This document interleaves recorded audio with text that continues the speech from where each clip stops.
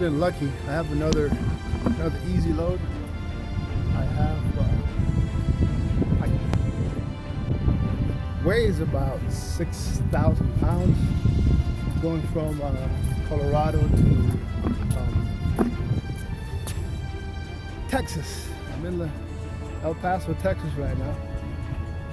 You can see. Yeah, I have 3 pipes. Loop it around. You can see over, back, and over again, so that if it will hit the brakes and slide forward, it'll actually pinch it together so it doesn't slide into the cab. So yeah, that's it for this one. Time to go make my delivery.